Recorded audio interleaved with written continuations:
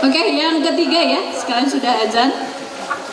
Kita lanjut dulu untuk sampai pertanyaan ketiga. Silakan Bapak, sebutkan nama, asal sama tujuan pertanyaannya ke narasumber kita yang mana. Terima kasih atas izinnya bertanya. Assalamualaikum warahmatullahi wabarakatuh. Perkenalkan, nama saya Denny Kristianto. Saya dari SMKN 1 Cilengkrang, Kabupaten Bandung. Yang pertama ingin saya sampaikan adalah ucapan terima kasih karena kami dari SMK diundang di acara ini yang memang khususnya untuk sekolah kami, dan saya yakin untuk sekolah yang SMK lainnya ini adalah acara yang sangat bagus untuk disimak dan sangat bagus untuk diikuti. Saya juga membawa rekan-rekan guru yang lain karena ini kami anggap ini adalah acara yang langka dan memang sangat baik untuk perkembangan sekolah kita. Itu yang pertama. Yang kedua, mungkin harapan dari kami khususnya SMK yang 1 Cilengkrang, mungkin dari SMK yang lain juga, bahwa kerjasamanya tidak cukup di sini. Harapan kami semoga kedepannya bisa berlanjut seperti saya dengar apa yang sudah disampaikan oleh Pak Dede, bahwa ada PKL, ikut PKL siswa SMK gitu, itu sangat baik khususnya untuk kami, karena bagaimanapun pendidikan adalah tanggung jawab kita bersama. Untuk itu khususnya kami dari wilayah Bandung Raya sangat berterima kasih dan sangat menaruh harapan kerjasama lainnya kepada PAI Jabar ini. Jadi mohon tidak disiapa-siapakan kalau kami kedepannya sering mampir lagi gitu, khususnya ke rumah Pak Wiwit ini aja. Tadi sebetulnya mau menanyakan juga kalau anggrek itu harus di wilayah seperti apa, tapi sudah ditanyakan oleh adik kita dari SMK Subang. Mungkin itu saja dari saya. Sekali lagi kami ucapkan terima kasih, kami sudah diundang di sini, dan mohon juga kerjasamanya ke depan. Semoga SMK dengan PAI Jabar ini semakin erat dan bisa menciptakan mungkin gadget yang baru yang memang wirausahanya bisa lebih maju lagi. Itu saja, terima kasih. Assalamualaikum warahmatullahi wabarakatuh. Waalaikumsalam warahmatullahi wabarakatuh. Yang ketiga ini kiranya nggak pertanyaan ya Bapak Ibu ya, alhamdulillah ya. Ini berarti pihak SMK Cilengkrang minta follow up lanjutan dari event kita ini. Yang mudah-mudahan ini disambut baik sama Bu Ketua dan para pengurus DPD PAI Jabar. Ya, semoga setelah ini ada, silakan Mas Wiwit. Ini ada hadiah untuk Bunda Ifah dari Mas Wiwit ya, yang sudah menjadi pertanyaan kedua. 1, 2, 3. Masya Allah. Terima kasih Bunda Wiwit atas pertanyaannya, beruntung ya. Dan mudah-mudahan ini juga jadi kabar gembira ya Pak ya. Mudah-mudahan nanti disambut oleh DPD secara baik hingga ada kerjasama yang berkelanjutan ya. Di kami alhamdulillah di Anggrek Rumah Oren juga di Sumedang, kebetulan saya di Sumedang itu alhamdulillah sudah bekerja sama dengan SMK Pertanian Tanjung Sari. Dan saat ini juga ada 9 orang anak PKL yang sedang latihan ya. Bu kepalanya ada. Oh Masya Allah, Bu kepalanya. Oh ya, Bu kepala.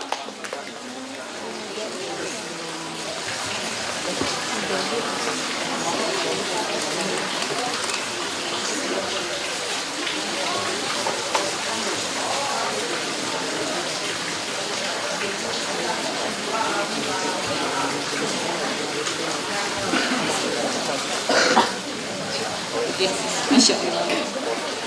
Oke, ya alhamdulillah ini dapat kabar gembira juga kita ini untuk semua yang hadir ya, yang hadir di acara talkshow ini. dan ini juga sebagai bukti cinta dari para guru kita ya kepada kita semua.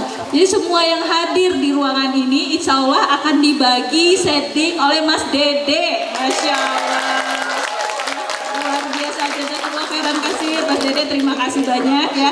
Ya ini kata Pak Romi ya, dari settling itu ke dewasa itu kira-kira berapa bulan Pak?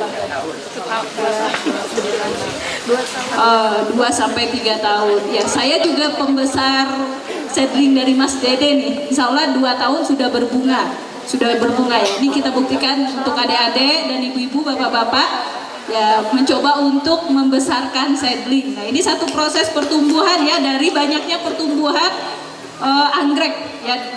Anggrek itu dari botol menuju seedling menuju remaja menuju dewasa menuju pembungaan itu ada proses juga menuju proses pembijian. Dari biji nanti masuk in vitro ya, kultur jaringan, jadi sebuah output bibit dalam botol itu berkembang, dibutuhkan oleh petani aklim. Nah, ini semuanya uang Bu ya, ibu bapak, ini semuanya uang. Jadi semuanya proses yang begitu panjang itu, benar kata Mas Dede tadi, tidak bisa dipegang oleh satu orang. Saya sudah mulai juga membangun kerjasama GH Pasmanufak ke daerah Rancak Kalong. Jadi di sana aklimnya nanti 6 bulan saya tarik, itu juga Mas Dede untuk rumah horor. Ya, mudah-mudahan after mengikuti talkshow ini banyak pencerahan yang dilakukan, yang didapatkan oleh bapak-bapak, ibu-ibu dan adik-adik, dan ada semangat untuk menjadi petani anggrek ya, petani anggrek yang selalu bahagia. Saya ulang lagi nih, ini sesi terakhir ini. Apa ada perubahan gak ya Pak ya, bapak-bapak ya, kepada yang menonton, yang menikmati acara ini? Udah mulai cinta banget gak ke anggrek? Siapa yang sudah mulai cinta ke anggrek? Oh, Masya Allah, kiranya afternya luar biasa ya Pak ya. Alhamdulillah, bahagia. Oh, terima kasih banyak. Ya, udah nggak apa-apa diturunin, nanti juga dapat kebagian kok seedlingnya. Takut, oh pengen kaos Mas Wiwit. Oh, Masya Allah. Ya, terima kasih banyak. Kayaknya ini adalah sesi terakhir kita. Kita akan minta closing statement dari narasumber kita ya. 4 orang yang luar biasa. Ya, saya sebenarnya ingin berlama-lama dan saya ingin bertanya Mas, tapi ke Bapak juga, ke Mas Wiwit juga, tapi kayaknya habis waktunya nanti kan. Pertanyaannya Mas, saya harus dibedah panjang kali lebar kali tinggi, volume dong ya. Ya udah, nanti di ruang khusus aja. Mau ada session 2? Boleh? Masih mau ada yang bertanya? Wah, banyak. Oh, Masya Allah. Oke deh. Setuju ya Bu Ketua ya, kita tambah. Oh, masih belum puas kiranya, Masya Allah. Oke, kita tambah dari ruang sini. Kayaknya kita kasih Gen Z dulu tuh, Dedek yang pakai kerudung sebentar. Ya, siap. Ya itu dulu. Silakan, ini yang di depan, yang di depan. Ada ke depan aja deh. Iya, di depan. Boleh, tadi dari cowok, sekarang kita dengar yang ceweknya. Assalamualaikum warahmatullahi wabarakatuh. Izin, nama saya Dipa Mesya Putri dari SMK Negeri 2 Subang. Bentar, ini nanyanya mau kaos ya? Enggak lanjut. Pengetahuan. Izin bertanya ya Bu. Selain tadi kan pembudidayaan, apa sih manfaat kita membudidayakan anggrek? Ya. Sudah, itu saja? Ya, sudah. Pertanyaannya ke siapa? Ayo. Kayaknya payu lah Mas Dede nih ya. Ke Mas Dede. Jauh lebih terlihat. Oke, silakan Mas Dede langsung. Ya, baik. Kalau untuk manfaat anggrek sebetulnya banyak sekali. Biasa untuk apa ya? Biasanya kalau orang melihara anggrek itu biasanya bisa jadi untuk apa ya? Memperlihatkan status sosial. Ya, karena anggrek ini cenderung harganya ada yang mahal. Biasanya kalau orang-orang rumahnya ada anggreknya itu pasti untuk apa ya? Untuk kelas status sosialnya satu sisi itu. Kemudian ya anggrek itu kan punya nilai keindahan. Nah biasanya di kantor-kantor, sekarang di rumah sakit, di mana itu biasanya kan banyak anggrek hiasan. Nah tujuannya apa? Nah itu biasanya untuk mungkin yang kerja meras otak, meras tenaga dengan anggrek itu biasa sedikit refresh. Nah itu kemudian di satu sisi kita mengenalkan anggrek itu sekarang kan generasi milenial. Kalau petani-petani sekarang, kalau adik-adik jurusan pertanian itu kira-kira kalau nanti lulus disuruh nyangkul di sawah, kira-kira mau apa enggak? Weh mantap ini. Sekarang itu kalau kita lihat orang-orang petani itu rata-rata sudah 40 ke atas, di bawah itu udah jarang. Di tempat saya itu pertanian banyak terbengkalai karena apa? Nyari tenaga kerja susah. Ya, jadi mungkin beberapa tahun itu ilmu-ilmu pertanian yang diturunkan secara turun-temurun itu lama-lama habis, mungkin 20 tahun lagi sudah habis. Karena apa? Jarang anak muda-muda yang tahu ilmunya tidak dari orang tuanya, tidak turunkan ke anaknya. Anaknya itu bapaknya petani, ya biasa rata-rata bikin kerja kantoran, pakai jas, pakai celana keren, pakai sepatu, pakai dasi kerja. Padahal jadi petani itu menurut saya luar biasa. Setiap tahun itu penduduk itu rata-rata bertambah enggak? Bertambah. Lahan pertanian makin berkurang. Orang makin lama butuh makan makin banyak. Ya, jadi petani itu yang semua orang kan butuh makan, jadi sangat tergantung sama pertanian. Coba kemarin ada krisis COVID, semua sektor bablas. Yang naik apa? Pertanian. Ya karena apa? Semua orang butuh makan. Nah, cuma untuk generasi milih sekarang ini petaninya jangan seperti yang dulu nyangkul, kemudian bajak pakai kerbau. Sekarang udah modern. Nah, ya sudah zamannya teknologi. Ya, orang dengan umur yang 40-50 tahun dulu lulusan SD dengan bertani aja bisa bertahan. Apalagi dengan adik udah punya ilmu, punya sekolah, punya ilmu dengan sekolah, dengan sarjana, pasti kalau bersaing dengan petani-petani yang pasti akan lebih hebat. Nah, salah satunya di anggrek. Kalau di anggrek itu kan punya intinya, kalau di dunia hobi ya, khususnya di anggrek itu kan kita harus untuk jadi entrepreneur itu bagaimana kita memberi nilai lebih dari suatu produk. Kalau produk di pasarannya 50, bagaimana 50.000 katakanlah, bagaimana kita bisa jual 500? Tentunya harus punya nilai lebih. Kalau di anggrek bisa disisipin dengan nilai seni. Nilai saya meregister itu mungkin nggak matenkan nama nggak lebih dari 300.000, tapi saya menjual nilai dengan namanya itu bisa sampai 15 juta. Ya, nah itu kan memberi nilai lebih di situ, nggak asal anggrek, tapi di situ ada nilai-nilai yang lain bisa kita masukkan. Nah itu harapan kami untuk generasi-generasi milenial, bagaimana memberi nilai lebih dari suatu produk, itu kuncinya. Ya, ada yang lain. Ya. Gimana Diva? Ya, sudah? Alhamdulillah. Pokoknya nggak rugi deh jadi petani anggrek ya.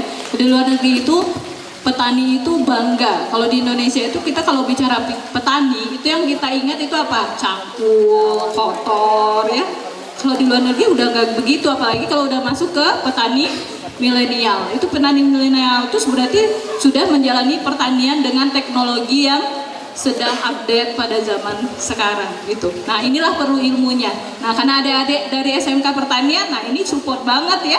Basic pertaniannya, basic ilmu pertaniannya sudah didapat di SMK. Ini tinggal terus eksekusi, terus aksi terhadap pertanian dan berani memutuskan menjadi pelaku pertaniannya, yaitu sebagai petani anggrek.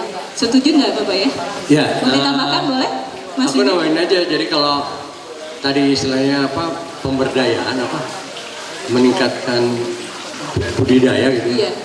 Saya pikir budidayanya sekarang yang lebih penting lagi bukan anggreknya, SDM-nya. Jadi contohnya saya waktu itu mencari penjahit itu lebih sulit daripada cari sarjana. Sarjana banyak yang nganggur. Yes. Sama, cari petani nggak gampang.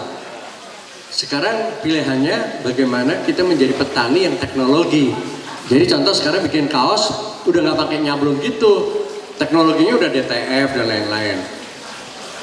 Jualan sekarang udah enak banget, bukan door to door. Zaman kita door to door mas. Nah, nawarin dibentak, kalau nggak dibentak dikasih anjing galak gitu kan ya. Sekarang udah online. Jadi bisa aja ambil kebunnya dari kebunnya ibu ini, kebunnya ini, terus kita bikin brand sendiri. Saya ketemu Mas Dede masih baru, ya. Area di sini mungkin saya kembangkan pasca COVID karena nggak ada kerjaan. Tapi saya mendaftarkan register Cattleya 59, Dendro C59. Tetap saya kekeh dengan nama itu. Kapan-kapan kita bisa nyontek lagi. Kapan ada Dendro Sangkuriang? Kapan ada Dendro Tangkuban Perahu? Bandung banyak namanya. Kalau Mas Dede bikin lagi nama-nama kerajaan Jawa Timur ya. Ada Ken Dedes, ada ini dan lain-lain. Jadi ini peluang buat adik-adik sangat luas banget, gede banget. Dan ini harapannya bisa jadi orang kaya tadi. Ya. SMK ya, Pak ya, Iya. sekolah menjadi kaya. Jadi orang kaya itu bukan ukurannya duit aja, intelektualnya gitu. Karena tiap hari sebenarnya Indonesia harus lahir orang pintar. Juga sama, tiap hari lahir anggrek yang baru. Terima kasih. Amin, amin, amin. Ini dari Pak Yud mungkin untuk budidaya, dari kebijakan gimana tuh Pak untuk support kami nih petani-petani dan adik-adik kita yang sudah mulai semangat nih Pak. Iya, kami di Jawa Barat punya program, kalau dulu namanya petani milenial ya, itu bisa daftar online.